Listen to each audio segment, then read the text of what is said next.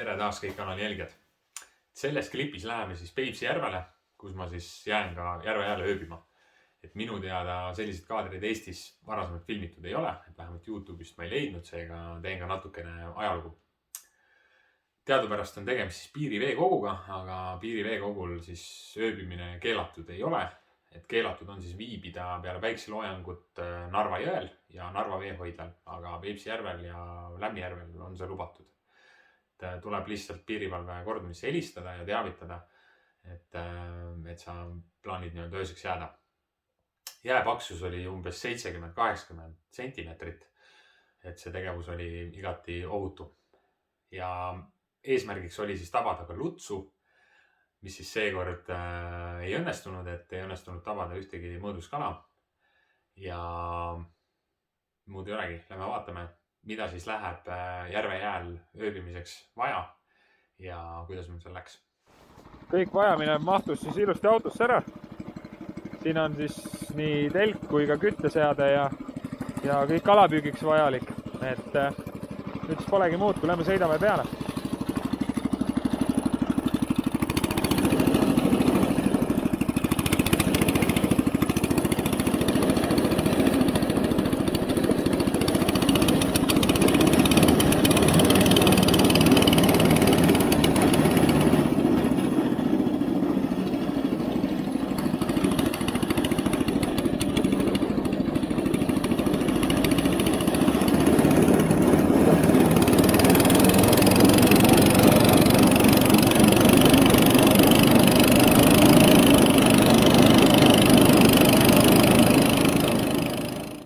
Paneme siia siis laagri püsti. Et siin ümberringi on sellist rüsi ja on ka kivine põhi, et väike kala hoiab siis siia rüsi alla ja vaatame, äkki siit õnnestub siis täna öösel ka mõni luts tabada. Aga kui ei õnnestu, siis jääb puhtalt matka mõnu. Aga siin on hea, saab kohe puhta platsi, et ei pea siin labidaga midagi rookima hakkama. Seega paneme telgi püsti.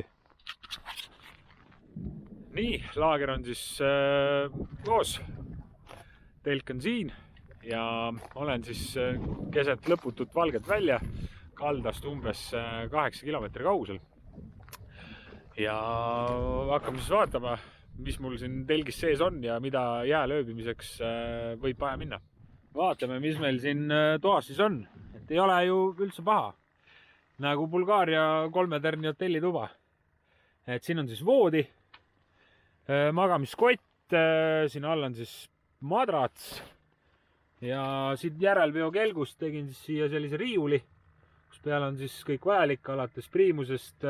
Võtsin isegi uue Aleksei Turovski raamatu kaasa. Siin on siis gaasisoojendi, et balloon siis tuleks alati jätta välja poole igaks juhuks. Et antud soojendil on siis ka CO2 andur sees, kuigi ma olen vaadanud, Ameerikas kasutavad ikkagi eraldi veel ühte CO2 andurit, aga no loodame, et ma endale siin Auschwitzi täna ei tee. Siin on siis elussööt, et siin ahvenatel mõnus siin mullivann. Neid hakkame varsti otsa panema siin kohe. Et kiiska mul täna ei õnnestudki tabada, täitsa uskumatu, aga no järelikult siis ma ei pidanud neid tabama. Okei, mis siis veel, mis ma teile veel näitan? Siin laes on valgusti, kui läheb pimedaks, siis paneme selle põlema. Kindlasti on ka pealamp väga vajalik, et väljas liikuda. Aga hakkame siis vaikselt püügiga tegelema ja elame ennast sisse siin. Aga enne püügi alustamist siis tuleb ka ise süüa. Täna siis sööme teise Eesti tootja Meki on selline firma ja tatar kalkuni lihaga. Ka selline külm kuivatatud toit. Et selline kosmonaudi söök. Ja vaatame siis, kuidas see maitseb.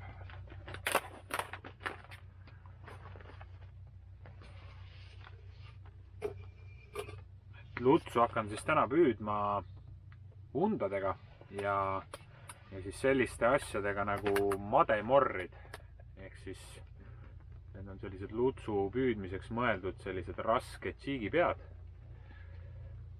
Ja sinna otsa paneme siis kalatüki. ja sellega hakkan siis nii-öelda vastu seda kivist põhja siin koputama ja loodetavasti siis mõni luts tuleb selle heli peale kohale ja saame ka mõne nüüd kätte. Et kindlasti unnaga on ka tore, kui saab, aga väga äge oleks saada just nimelt selle morri otsa see luts. Nii kaua see meil valmib. 10 minutit. Selge, siis ootame 10 minutit. Selline see lutsupüügi tinapea on. Mäletaks tal kaal oli 60 või 70 grammi. Siis pimedas ka helendab vee all. Ja siia lõikasin siis väikse ahvena saba. Ja sellega hakkame nüüd mööda neid kive ja põhja koputama ning vaatame, kas mõni luts ka asja vastu huvi tunneb. Kaja loodi peal peaks koheselt näha olema, kui keegi siia ekraanile ilmub. Nii, mingid kalad juba tunnevad väga huvi selle vastu, aga need on väikesed kalad, need on ahvenad.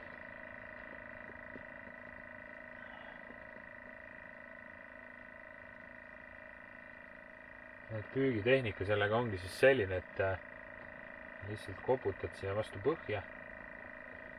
Aeg-ajalt tõstad mõne sentimeetri põhjast kõrgemale. Aga tunda on, et sügavust on küll 5,6 meetrit, aga all on kivid, et tunned läbi käe, kuidas käib kolks ja kolks vastu kive. Et kindlasti ainult siin telgis ei püüa, et tuleb ka ümber telgisid käia, otsida. Kohe varsti panen ka unnad sisse. Nagu näha võib, siin telgis on väga soojaks läinud, et seda kalamehe kummikut ei kannatagi jalas hoida, et nii soe on. Tuleks pidanud mingid kroksid või selline laadsed asjad kaasa võtma. Põrandaks panin siis sellised puslematid siia, et ei pea jää peal toimetama kogu aeg ja voodi all on ka parem asju panna, asjad ei lähe märjaks. Kuigi jah, selle aasta esimene katsetus lõppes väga suure failiga, et läksin siis, kus oli mingi 2 nädalat tagasi, kui ma läksin siis proovima, läksin peal Kodaverest ja panin, telk oli kõik püsti juba. Kõik asjad olid samamoodi paigas ja jätsin augu tegemise kõige viimaseks. Ja nii kui ma selle augu sinna tegin, sealt tuli vett nagu tuhale nõiakaevust, kõik asjad olid märjad aga siis oli lund ka palju peal, nii et kui on lund palju peal ja sula ilm, siis ei ole telgiga üldse jääl asja. Aga nagu öeldakse, vigadest õpitakse. Järgmine kord olen targem. Nii, nüüd siis vahepeal tuleks ööseks lipud sisse panna. Me võtame siit selle esimese ja viime ta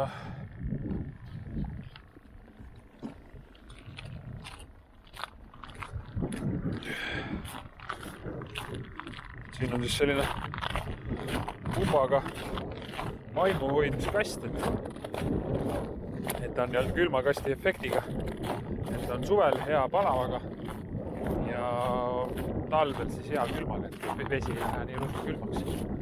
Siin see kala elab ja püsib kauem.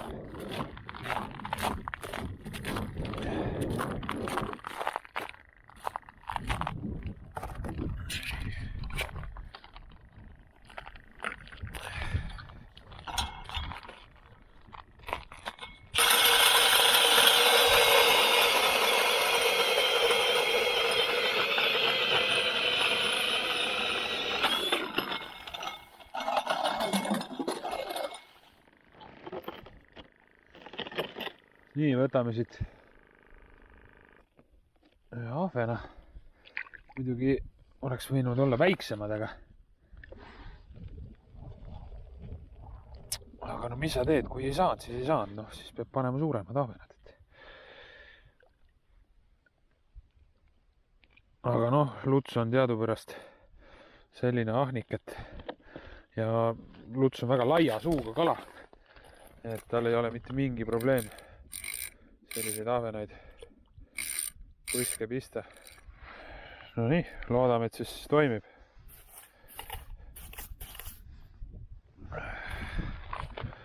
Loodame, et toimib. Vahepeal käin kindlasti kontrollimas ja vaatamas, et seda kärinat, kui ta tõmbab, et seda peaks olema päris kaugele kuulda ka. Et ma usun, et siin järve peal on praegu täielik haudvaikus, kedagi peal ei ole enam. Et siin peaks kõik päris hästi kostuma. Aga selge, lähme paneme selle ühe veel sisse, et teadupärast püüda on siis lubatud 3 püügivahendiga.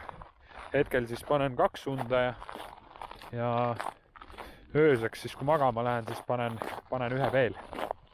Et selle panen siis telki sisse. Nii, lipud said sisse, nüüd lähme ruttu tuppa sooja tagasi. Ei viitsinud selle pärast kombelt selga pannagi enam.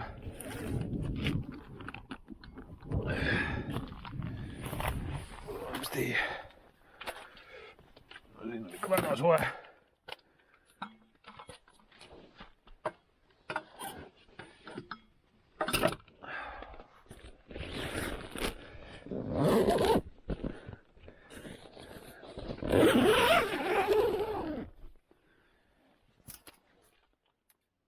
Kajalood selle all pidevalt mingid tegelasi näitab, aga need on tõenäoliselt ahvenad, sest luts on ikkagi tunduvalt suurem kala ja ma olen kajaloodi pealt nii-öelda enne lutsu tabamist ma olen teda korduvalt näinud, et nii-öelda kui sa juba mõnda aega oled enda kajaloodi kasutanud, siis sa õpid ka sealt nii-öelda kalu välja lugema, et mis on mis. Antud Makita siis 360 valgustab selle telgi päris ilusti ära.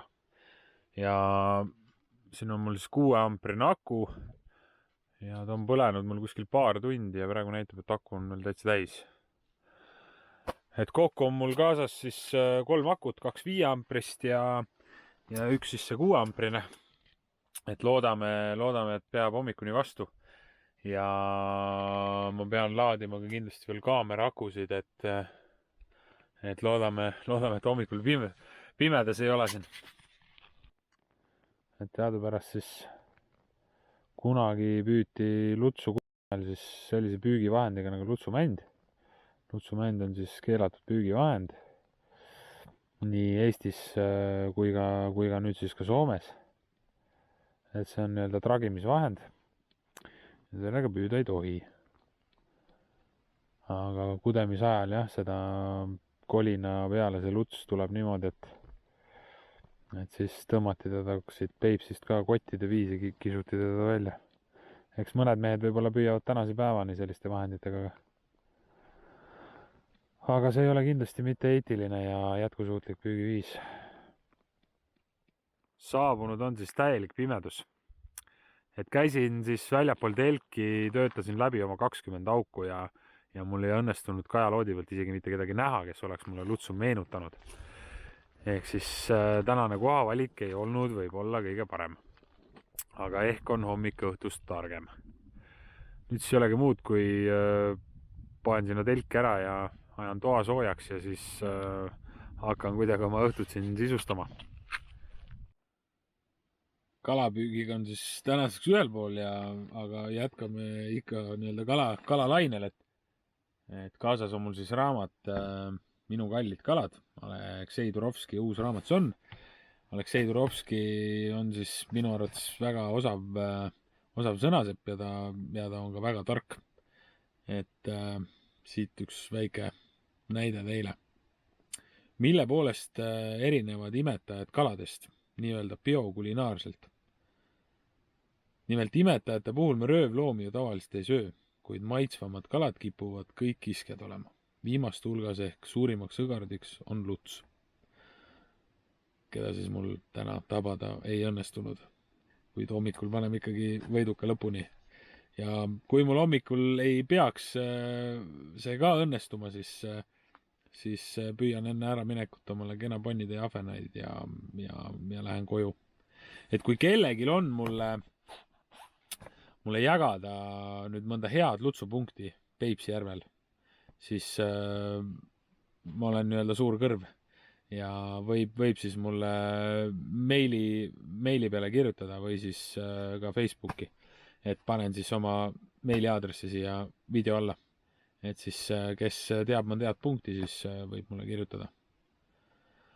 Aga mis siin õhtul veel teha võib siis järve peal, et nii-öelda 21. sajand võib väga vabalt siit vaadata Netflixi, paksin enne ühte mingit uut sarja vaatama. Et siuke värk. Polegi, raamatud on loetud ja Netflix on vaadatud. Nüüd on kell sealmaal, et tuleb magama jääda. Vaatame, mis siis hommik meile toob. Et nüüd ei olegi muud kui tuled surnuks ja tööd. Näeme hommikul.